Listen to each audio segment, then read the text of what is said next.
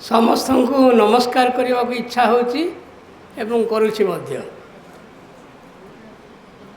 ଭାଇ ଭଉଣୀମାନେ, ଏ ମୁଣ୍ଡ ଫଟା ଖରାଏ ଆମେ ଗୋଟେ ବିସ୍ଫୋରକ ପ୍ରସଙ୍ଗକୁ କନକ୍ଲୁଡ଼ କରିବାକୁ ଯାଉଛୁ।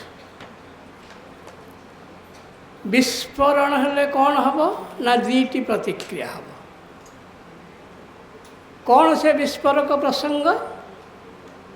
ନା ଭାରତୀୟ ସଂସ୍କୃତିରେ ବାହ୍ୟ ସଂସ୍କୃତିର ପ୍ରଭାବ। ଦୁଇଟି ପ୍ରତିକ୍ରିୟା ହେବ। এই ଶବ୍ଦଟି ଏ ପ୍ରସଙ୍ଗଟି କାନରେ ପଡ଼ିଲେ କେତେ ଲୋକଙ୍କର ଆଲାର୍ଜିକ୍ ହେବ।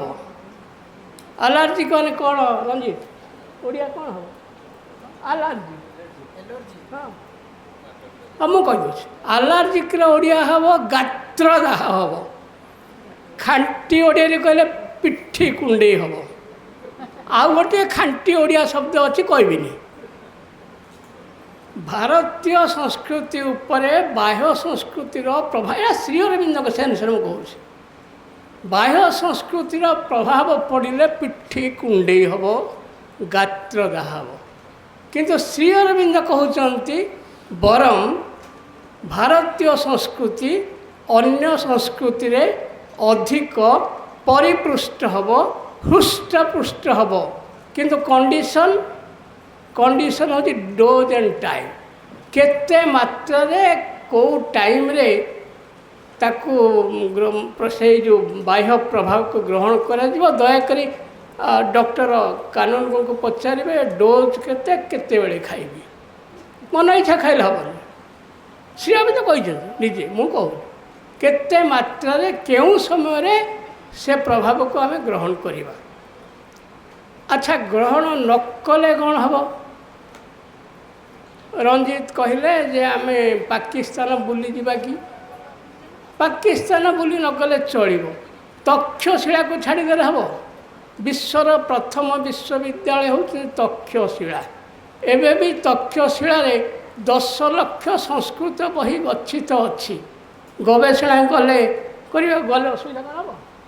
ଯୋଡ଼େ ଟିକେଟ୍ କରିବେ, ତୁମର ମୋର ଯିବା, କିଛି ଅସୁବିଧା ନାହିଁ। ତକ୍ଷଶିଳା ପାଇଁ ଆମର କିଛି ଗାତ୍ରଦାହ ହେବା ଦରକାର ନାହିଁ, କାରଣ ଆମେ ତାକୁ ଗ୍ରହଣ କରିବା।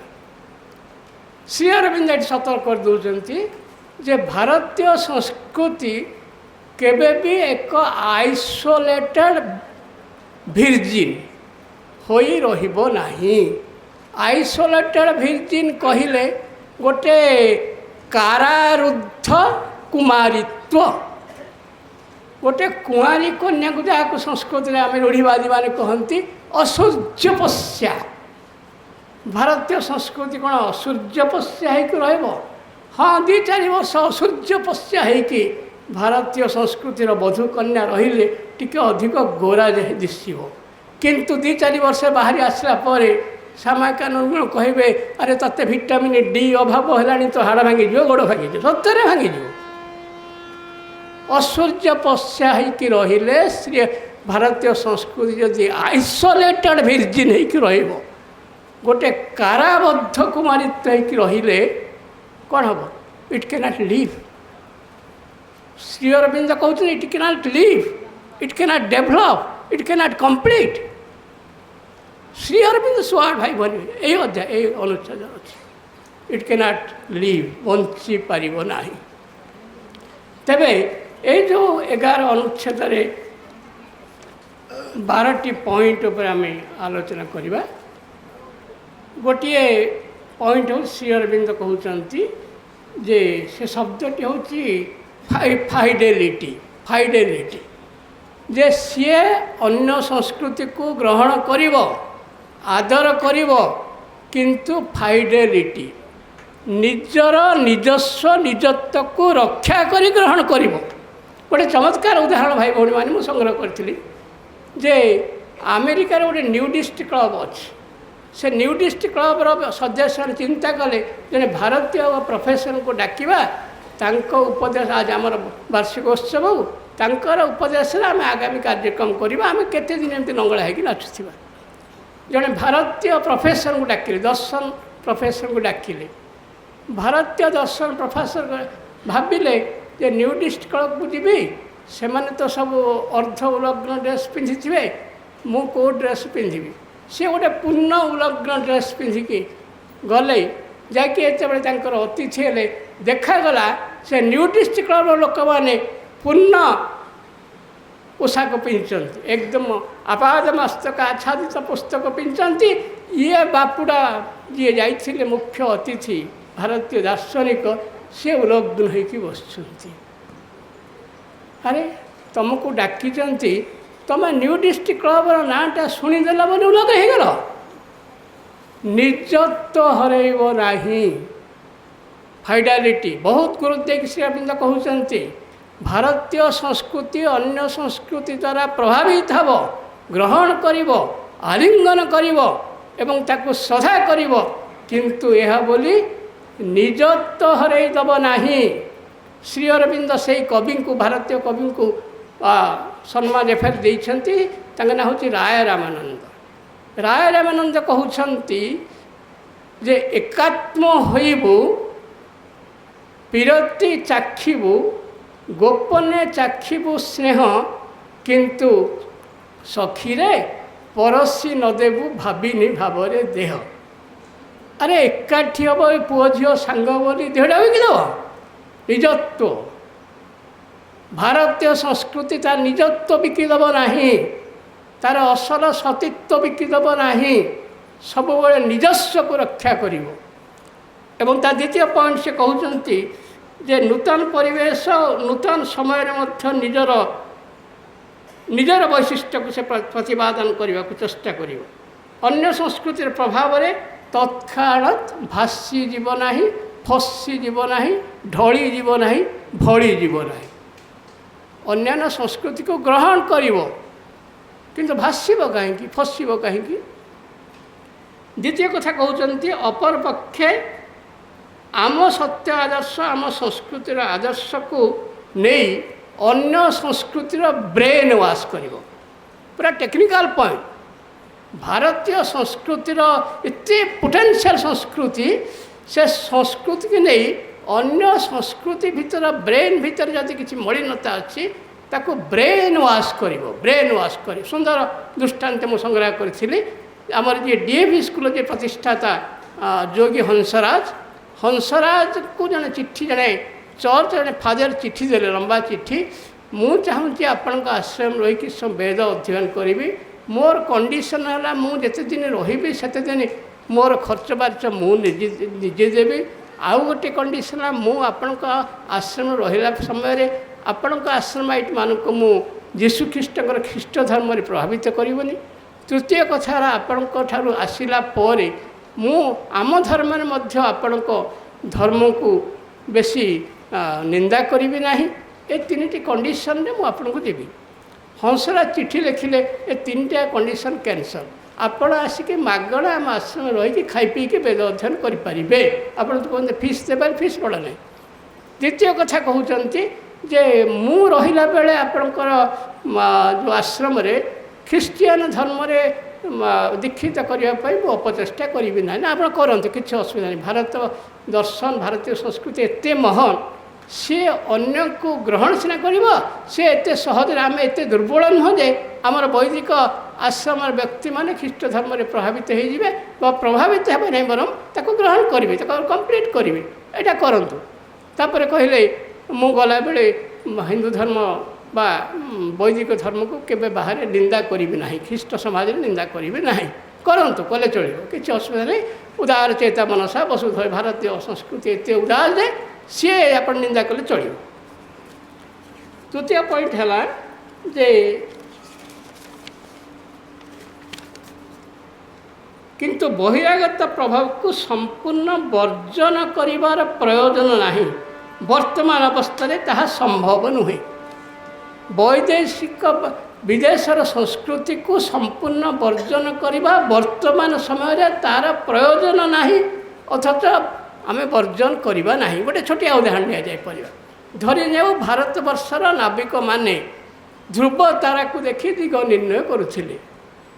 ଏବେ ଯଦି ନାଭିଗେସନ୍ କମ୍ପାସ जदि आविर्भूत है सेटा विदेश ये होती डिस्कभर होती ताकू भारतीय नाविक ग्रहण कले कौन वेद अशुद्ध हो वर्जन कर संपूर्ण किसी आवश्यकता नहीं आमे किंतु आम भावु आम वेद अशुद्ध हो अरे एबे बर्तमान टेबुल बोले किए कौच ना मेज बोली कौच मेज बोली किए बुझीपार ना दिन सारा थे भुवनेश्वर कहले आज्ञा अधीक्षण जंत्र ऑफिसटा कौटे अधीक्षण अरे सुपरिटेडेंट कहते समस्ते बुझे फुटाड़ी मुणी कहले कि बुझ भेनेट बैग तो आम अभ्यास पड़गला आम कह देख के सुंदर फुटाड़ी मणि फुटाड़ी मणि ओडिया हूँ कहीं कहीं आम एत ये हवा टर्च लाइट तो इंग्लीश शब्द ना ना इंग्लीश शब्द कहीं कह ओडिया ओडिया कौन हम अतर्छावती क्या कह किए बुझ अतर्छावती बोले बुझ ये श्री अरविंद कहते वर्जन करवा ना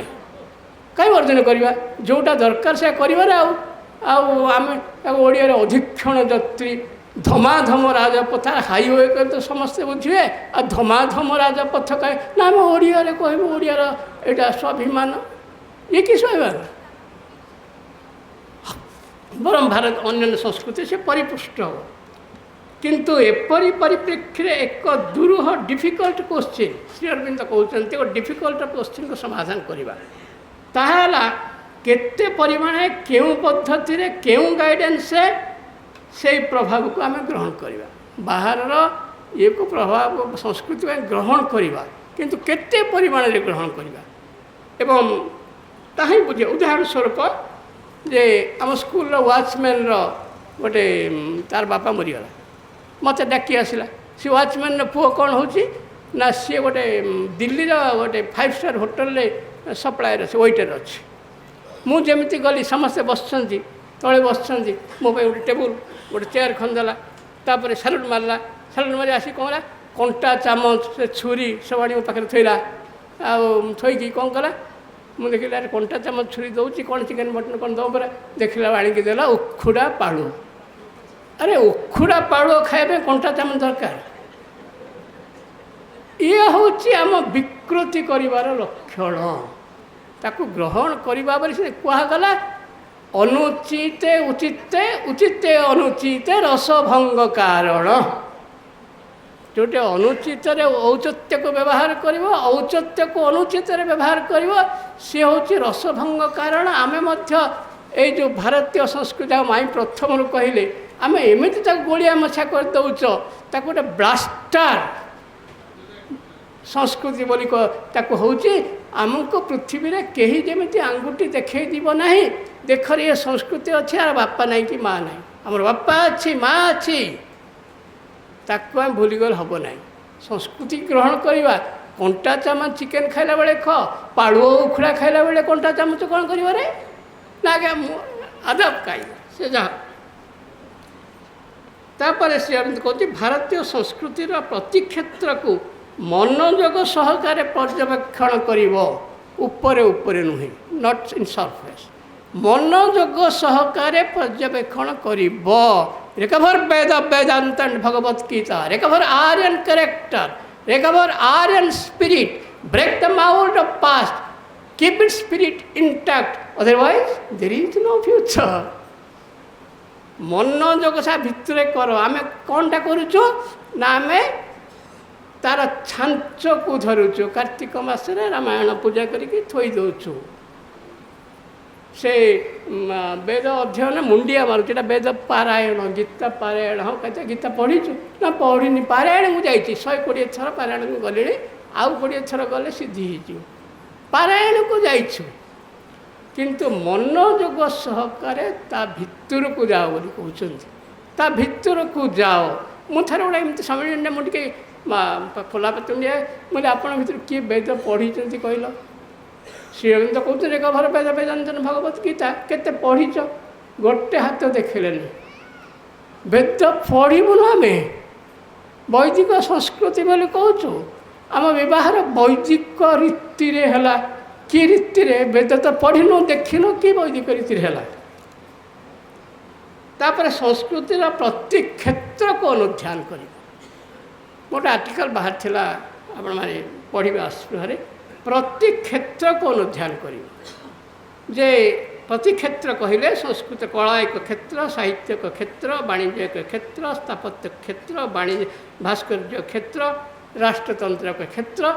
ये क्षेत्र को भारतीय संस्कृतिर ए भारतीय संस्कृति आधार में सब जाक आम पढ़ी नहीं कला विषय कौन लिखाई एत महान ये भारतीय संस्कृतिर कला साहित्य राष्ट्रनीति मतलब कंटिन्यूस बाहर दिव्य उन्मूलन भारतीय राष्ट्रतंत्र स्वतंत्रता कौन अच्छी ये जो राजचक्रवर्ती कथा पढ़ी गोटे राजचक्रवर्ती सबु देशर राजर राजा एमती गोटे संपर्क किए रखी भारत कहले भारत महाभारत अखंड भारत गोटे आर्टिकल पढ़ बाहरी भाई बहन आप पढ़े भारतर महाभारतीयता को बुझा पड़ो तार अखंड भारतीयता बुझा पड़ो खाली भारत गोटे कन्फाइन हुए गोटे काच घर में आबद्ध रहे एवं सबुठार श्री अरविंद सतर्क कर टी निश्चित भाई लाइटा धप धप कर ना मुझे पड़े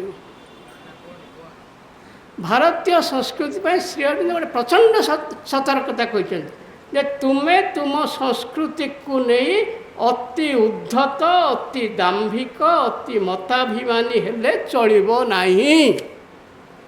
आम संस्कृति महान आम ये महान मुझे माई की कहली कटक ये चली मेडिकल आसे से मातृगर्भरे केमती शिशु को पालन करें मुझे कहली माई आम यजुर्वेद सब षोड़श संस्कार कथा लिखा हाँ अच्छी मत कहले बोले षोड़श संस्कार यजुर्वेद बढ़िया अच्छी आकु उपस्थापन कले भल हाँ आप कौन जर्मनी ऑस्ट्रेलिया सब उदाहरण दौरान माई कहले हाँ हाँ तुम संस्कृति अच्छी गला कुआड़े सतरे गला कुआड़े माँ कहते भारतीय संस्कृति एत महान ताकू मु मुंडिया मारिया मु प्रणाम करने को इच्छा करुच्ची किंतु what is fact in practical आमे खाली एत उद्धत कुह तुम कि कह आम शिल्प विषय कि कह ना कहीं आमर तो भंज लिखिले आमर तो विश्व महान से लिखिदेला बापा जंकर कीर्ति विशाल बिकी भांगी खाऊबू केते काल शिल्प कहले विश्वमहान कवि कहले कवि सम्राट से संस्कृत कहले कालिदास पढ़ीचु तू श्लोक लिखिचु रघुवंश लिखिपार ना लिखिपार धिक्क नुहे तो जीवन धिक नुहे अतिरिक्त उद्धत हम ना भाई भौणी मैंने कवि सम्राट बहुत सम्मान देते कि कवि सम्राट गोटे गीत गोटे पदम पढ़ला सम्मान सागे सागे तलू खसीगला सी कहते जे भणे उपेन्द्र भंज टेकिबेनी बाहाको रवि तले कवि पड़े नगणे मु काहाकू जयदेव दीनकृष्ण पादरे मो शरण आन कविंकर माथे मोर बाम चरण औधत्य नुहे कवि सम्राट तुमको नमस्य किंतु तुम्हें कहीं कौच आन कविंकर माथे मोर बाम चरण पृथ्वी कौन आउ कवि कहीं ना अति उद्धत हम ना एवं जगन्नाथ संस्कृति को नहीं विश्व आज सम्मान दौर आमको किंतु जगन्नाथ संस्कृति को नहीं जो औधत्य मु लेखु लेखु गोटे कविता लिखी ब्रह्म ब्रह्म विभ्राट आप जानी 8 दिन काल खबर कागज गोटे बाहर ब्रह्म विभ्राट जगन्नाथ ब्रह्म को नहीं जो विभ्राट है मोर अति सुंदर कविता जे जड़े आसिक भक्त आम आसिका अंचल पचारे आज्ञा ब्रह्म अच्छा कौठारे ब्रह्म अच्छा कौठारे पंडा कहले पंडा नना अंटी कड़े ब्रह्म कौटे से आनिक रखिंट ब्रह्म अच्छा कौठारे पंडा नना अंटी कड़े केमिति पाइबू ता भले माल मसला पड़े माल ना ब्रह्म की पाइब कि बिकिबू जमी घर बाड़ी नना अंटी देबू अजाड़ी तेबे तो ब्रह्म को पाइबू अंतिम वैकुंठ लभिबू आज्ञा भासी जीवे मो पिला छुआ पंडा ये कहले जमी बाड़ी बिकिदेव आणिकी अजाड़ी देव मो अंटी टोपाटे ब्रह्म यदि पाइबू वैकुंठ प्राप्त हेब आज्ञा जमी बाड़ी घर द्वार बिकिदेले भासिक जीवे मो पिला छुआ अरे सब अटे माया मिछ माया पिला छुआ कहे तापर भक्त जनक रागी रागी थिला आगे सबू जदि मिछ माया तुम्हें कि पंडित सत्या पिला छुआ तो मोर मिछ माया तुम्हें केमिति सत्या हो गल तापर से कहते आ गोटे पॉइंट की जीवा जे इच कैपेबल इंडियन आमको गोटे गोटे सामर्थ्यवान ଭାରତୀୟ ହେବାକୁ ପଡ଼ିବ। ପାଶ୍ଚାତ୍ୟ ସଂସ୍କୃତିର ଅପୂର୍ଣ୍ଣତା को ଭାରତୀୟ ସଂସ୍କୃତିର ପୂର୍ଣ୍ଣତାରେ ଅଧିକ ଆଲୋକିତ କରିପାରିବ କି? କେପେବଲ୍ ହୁଅ, ପ୍ରମାଣିତ କର ବାଇବଲ ଠାରୁ ବେଦ କେମିତି ଅଧିକ ପରିପୂର୍ଣ୍ଣ ପ୍ରମାଣ କର। ବାଇବଲ ଦେଖିନା କି ବେଦ ଦେଖିନା ଖାଲି କହିବୁ ଆମ ସଂସ୍କୃତି ମହାନ, ଆମେ ମହାନ, ଆମ ବାପା ବଡ଼, ଆମ ଜେଜେବାପା ବଡ଼, କ'ଣ ମିଳିବ ସେଥିରୁ? Be capable India. ତାପରେ ଶ୍ରୀ ଅରବିନ୍ଦ କହିଲେ India who dare to believe all, embrace all, achieve all, so become Indian first. I am a communist, but a spiritual communist. I am a Mohammedan, but the God has eaten me for his word. I am a Daityavadi, but complete Advaitavadi. I have known Nirbana, I have realized Nirbana, but overcome Nirbana. ଏମିତି ଗୋଟେ ସାମର୍ଥ୍ୟବାନ ନିର୍ବାଣକୁ ଜାଣ, ବାଇବଲକୁ ଜାଣ, ଖ୍ରୀଷ୍ଟ ଧର୍ମକୁ ଜାଣ, କୋରାନକୁ ପଢ଼, overcome ଇଟ୍। ଯୋଗ means overcome ଇଟ୍। ସମସ୍ତ ଆତ୍ମାର ଦାବି ସ୍ୱରୂପ ଭାରତ ନବଜାଗରଣ ହେଲେ ସେ ନିଜକୁ ପରିବ୍ୟାପ୍ତ ଭାରତୀୟ ସଂସ୍କୃତି ବିଶ୍ୱ ସଂସ୍କୃତିର ଆଦାୟ ଯେତିକି ସିଏ ବ୍ୟାପକ ପରିବ୍ୟାପ୍ତ ହେବ। Be widen than universe, here is the truth, wider than the universe, higher than the Kanchanjunga, deeper than the sea. This is the, here is the word of truth. Here is the word what? Widen. Thank you.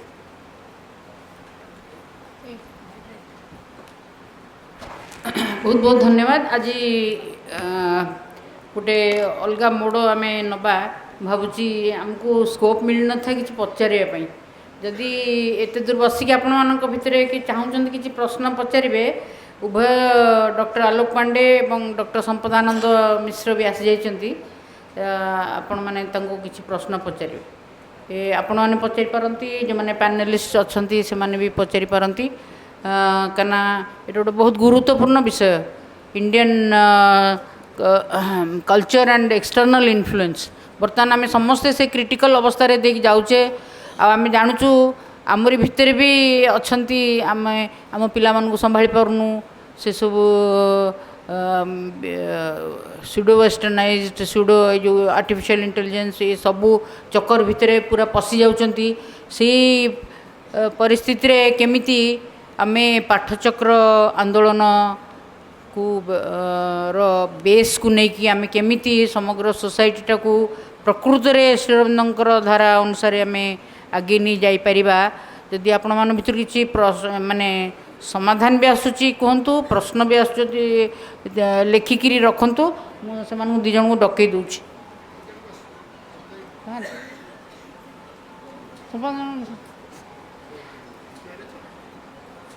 हाँ chair